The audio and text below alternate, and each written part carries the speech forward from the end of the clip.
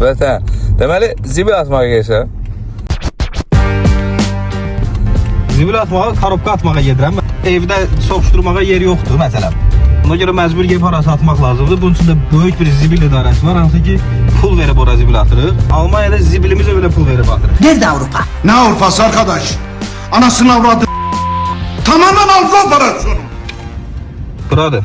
Yaxınlaşıb posta yoxlayırlar zibillərimi. Nə postu bu? Erməni postu. Zibil postu. Pul götürmüşük. Üstünde yeşil yaprak.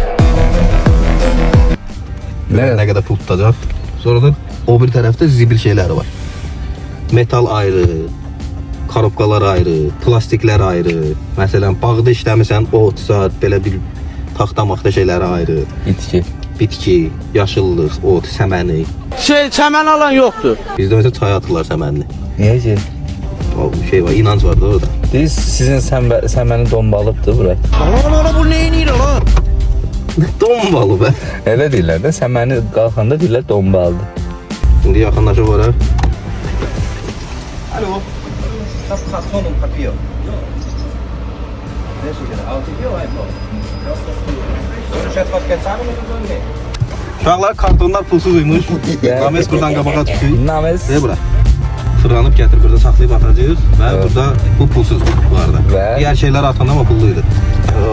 Zibil görünən gözəllik deyil. Cemaat və əlcə nəzərdən gəlir. Bir sene, bəs zibillikdə ne zibil yiyəcək mi? Güzel bir soru. Bence de. Bax, papier. Hələ bunları mən havaya atdıq.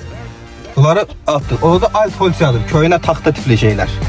Biraz gelirsən qabağa plastiklər. Raifen mitfelge də o çox maraqlı söhbətdir.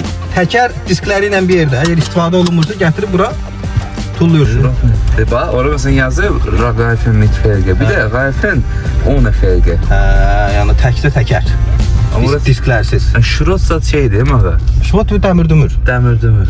O da nə misiyğma olar. Tallama dəmir. Nədir də var, paltar gətirib atırsan. Ha. Afərin.